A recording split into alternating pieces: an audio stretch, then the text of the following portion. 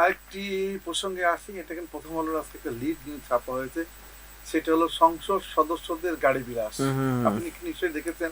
Right. এখানে কিন্তু তালিকা কিন্তু আমাদের সবচেয়ে আলোচিত ক্রিকেটার যিনি সাকিব আছেন, উনি উনি যে গাড়িটি কিনেছেন তার হচ্ছে বাজার মূল্য হচ্ছে 10 কোটি টাকা, কিন্তু উনি 1,08,00,000 টাকা দিয়ে উনি গাড়িটা ছাড় করেছেন, উনি শুল্ক ছাড় পেয়েছেন 8,85,00,000 মানে টাকা। সংসদ সদস্যরা যে সুবিধাটা এবং পান হ্যাঁ, আর কি। এবং মানে আশ্চর্যজনক হলেও সত্য যে আপনি বৈষম্য বিরোধী ছাত্র আন্দোলন যখন তুঙ্গে তার ঠিক মুখে এসে 30শে জুলাই উনি গাড়িটি ছাড় করে নিয়েছেন।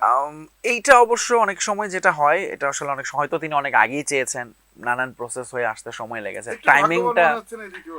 সাকিব তো বরাবরই ভাগ্যবান, কিন্তু এই প্রসঙ্গটা আমার মনে হয় এটা নিশ্চিতভাবেই সাকিব ভক্ত বা সাকিব হেটার যেটাই বলি তাদের মাঝে আবারও নতুন করে আরেকটা আলোচনা এটা তৈরি করবে। কিন্তু একই সঙ্গে আমরা যদি খেলাই ফিরি, আরেকটা যে আলোচনাটা যে সাকিব দেশের বাইরে থেকেই দেশের হয়ে সিরিজ খেলছেন, এবারও তিনি তাই করতে যাচ্ছেন ভারতে, তবে তার আগে তিনি ইংল্যান্ডে গিয়ে কাউন্টি ক্রিকেট খেলছেন, এবং এইটাও আমার মনে হয় যে তিনি ব্যাটে বলে মিলে গিয়েছে না শামীম ভাই? সবই মিলছে আর কি। রাইট। বাট এটা আসলে এই লিস্টে অনেকেই আছে, এবং অবশ্যই সাকিব আল হাসান সাবেক ক্রিকেটার, খুব শর্টেস্ট টাইম তিনি সংসদ সদস্য হয়েছেন, এবং সংসদ সদস্যদের যে সুবিধাটা থাকে হয়তো তার জায়গায় অন্য যে কেউ থাকলে এই সুবিধাটা নিত, তিনিও নিয়েছেন। সো এইটা নিয়ে 8 মাসের সদস্য।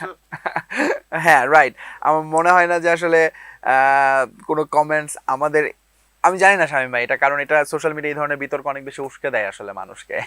না, আমরা বলছি যে এই কারণে যে যেহেতু সাকিব আলোচনায় থাকে, সাকিবের নিউজটা তেমন হয়েছে যে উনি এই নিউজের একটা অংশ হয়ে গেছে, তার নিঃসন্দেহে জন্য আলোচনা নিঃসন্দেহে হচ্ছে। নিঃসন্দেহে। আমরা আশা করব যে এটা নিয়ে তেমন কথা হবে না, এই কারণে যে উনি যে একটা আইনের মধ্যে থেকেই রাইট উনি যেটা যেটা ছাড় পাওয়ার কথা সেই রাইট, ছাড় বরং এই আইন নিয়ে কথা হতে পারে, এই অন্যায় আইন বন্ধ হওয়া উচিত। সংসদ সদস্যদের অনেক সুবিধা দিই আমরা, সেখানে তারা এরকম গাড়ি, বাংলাদেশ একটা এখনো ডেভেলপিং কান্ট্রি, সেখানে আসলে সংসদ সদস্যরা আদৌ 300 জন সংসদ সদস্য যদি এরকম গাড়ি আনেন 300টা শুল্ক ছাড়া, কত কোটি টাকার শুল্ক। 3,450 রাইট রাইট, মানে এইটা নিয়ে বরং আলোচনা হতে পারে। নতুন সরকার এসেছে, তারা নিশ্চয়ই সব বিষয়গুলো নিয়ে ভাববে কিভাবে আরো সংস্কার আনা যায়।